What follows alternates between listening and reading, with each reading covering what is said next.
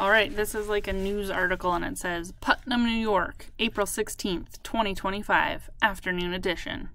This morning, postal worker Jean Drake, 28, was lethally gunned down by Global One security guards who opened fire after Mr. Drake destroyed equipment and threatened customers in the Putnam Central Post Office.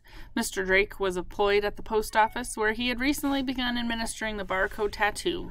His actions were apparently an attempt to close down the post office and curtail any further coding.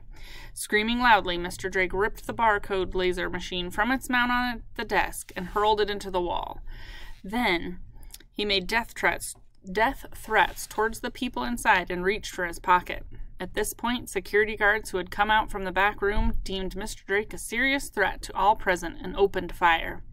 Before joining the post office in the late 2024, Mr. Drake had been employed as a tattoo artist at Vincent's Tattoos, across from the Global Track Bullet Train Station in Peekskill.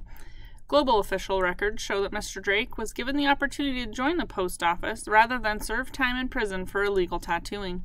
Drake's coworkers described him as pleasant to work with, though they claimed he had become increasingly withdrawn in recent weeks. One witness to the scene, Susan Gilardi, 17, of nearby Mount Kisco, said she was next on line when Drake suddenly demanded that she and the others online drop to the floor. She says Drake began to scream, "I am an artist, not a cattle brander." He then turned to the people on the floor and told them they were better off dead than tattooed. Mr. Drake rented a house with 2 other postal employees who are currently wanted for questioning in the matter of some Global One stolen computer passwords that Mr. Drake had in his possession at the time of the incident. Chapter 6. Red police globes lit the street below Kayla's bedroom. She sat in the window of the dark room, not wanting to attract any attention. All the lights were on next door, and she could see the police ransacking the rooms. In front, Jean's 2 roommates were let out in handcuffs. She pictured Jean, his nervous blink, the unstable way he'd shouted at his dog and his Chinese cigarettes. He was definitely tightly wrapped, but there had also been something she liked about him, something friendly. What had spun him over the edge? Turning from the window, she went to her bed and wrapped herself tightly in her quilt. The red light still swirled around her dark room. Trembling, Kayla began to cry. She sobbed for the loss of her father and now for Jean. Her tears were filled with loneliness, frustration, and fear. It felt like they might never stop.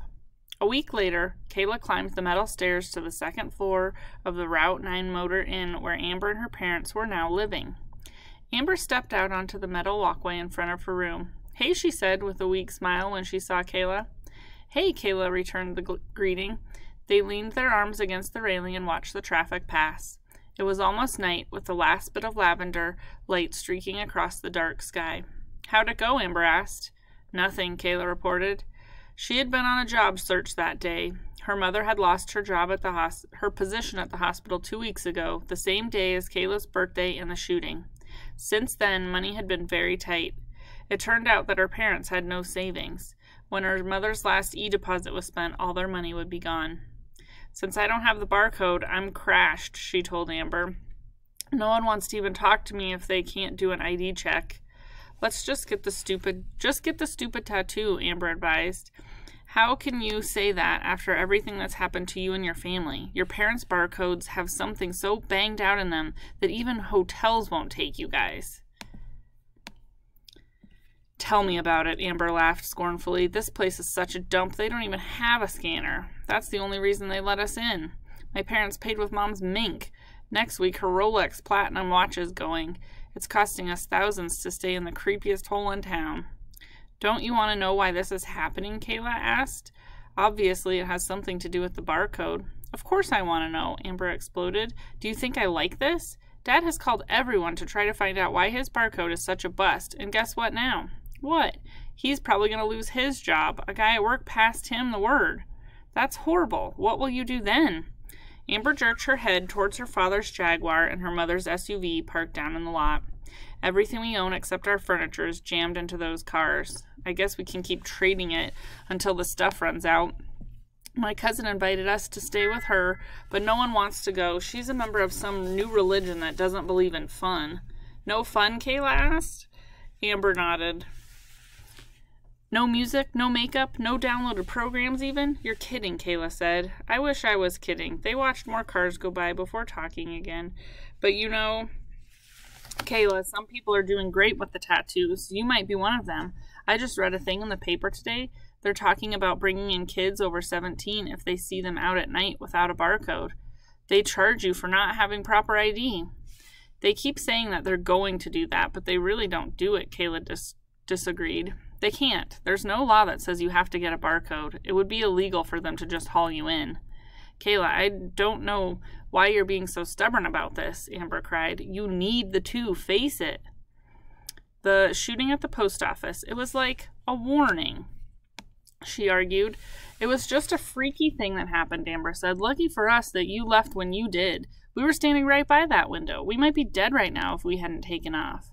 But we're not. We're alive, and being alive means you need a barcode.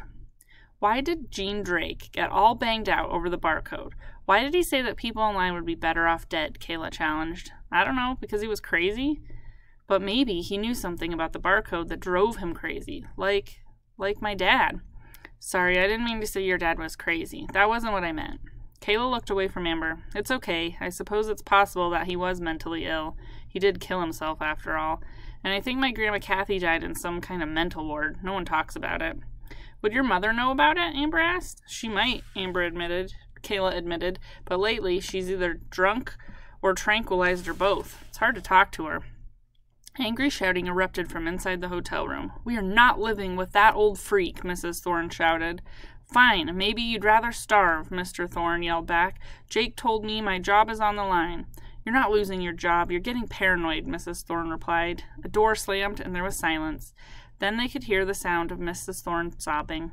They fight all the time now, Amber told her. God, I hope we don't have to go stay with my cousin Emily. She's from Planet Bizarre. Besides that, she lives in Nevada. Kayla locked her hand around Amber's wrist. Nevada! That's too far away. I'll never see you again. No, you can't go. You could live with me. What would your mother have to say about that? Amber asked. My mother wouldn't even notice that you were there, Kayla assured her with scornful laughter. Half the time she doesn't even know that I'm there. That's too bad, Amber said softly, because I always liked your mother. I thought she was nice, you know. Mrs. Thorne came out into the walkway, her eyes red-rimmed. Amber, your father and I need to speak to you about something. She noticed Kayla and nodded. Sorry, family emergency. Kayla once again job hunted on the way home from school the next day, but no one seemed too enthused about employing a girl without a barcode. It's not just the barcode itself, the manager of her diner told her in a smooth, confident tone. It's what it represents, what it tells us about the kind of person you are. Obedient, compliant, Kayla offered. She meant to be sarcastic, but her irony was obviously lost on the manager, who smiled and nodded. Exactly, the woman agreed. A get-along kind of team player. That's the kind of gal we're looking for. Come back and see us when you get your tattoo. While sitting on the bullet bus headed home, Kayla thought of one more place she could go to apply for work. She got off the bullet bus at the stop in front of Artie's Art, a scuffy store where she usually bought her art supplies, and went inside. What can I do for you, kiddo? Asked the skinny man with a shaved head. Could you use some extra help, Artie? She said. I need a job, and you know I'm here all the time anyway, so you'd barely have to train me. Got a 2 I can scan? He asked. Her heartbeat sped up, but she fought to seem casual. No, I don't believe in them. He stared hard at her for a long moment. I'll give you $18 an hour. That's minimum wage, she objected. It would have been minimum wage if you hadn't done away with it last year, Artie corrected, and one reason they did get away with it, so small business types like me could hire teenagers like you, ones without barcodes, for cheap. $22 an hour? But you have to go outside and hand out flyers when we're slow. Kayla stretched her arm across the counter to shake. Deal, she agreed excitedly. As they shook, she saw that he didn't have a barcode either. Kayla calculated her earnings all the way home. Though it wouldn't be much, it meant she and her mother could eat. At her front door, she took out her keys, but the door swung open when she touched it. She always locked the door when she came and went. Something was wrong. Cautiously, she stepped into the front entryway to the living room. Some kind of motor was running. No, snoring. It was snoring. Following the sound, she found her mother passed out on the sofa. Her left arm dangled off the side. Her barcode wrist had been rubbed raw. A nearly empty bottle of vodka sat on the low table beside the couch. Kayla dropped into the easy chair across from the couch. At least the snoring told Kayla her mother hadn't overdosed on Pro Peace and vodka. Not yet, anyways. "Hey, Mom, I got a job," she said bitterly to the sleeping figure. "Isn't that great?" "Yeah, I knew you'd be excited." Entering the kitchen, she found an egg in the refrigerator and scrambled it. There was no bread for toast. Fortunately, a box of saltines had been pushed to the back of the cabinet and been overlooked. Saltines and eggs. Egg, actually, wasn't a bad dinner. As she ate, she surveyed the messy kitchen and considered cleaning it. The phone rang. "Hello?" On the other end, someone emitted an anguished sob. "Amber? Is that you? Amber? What's wrong?"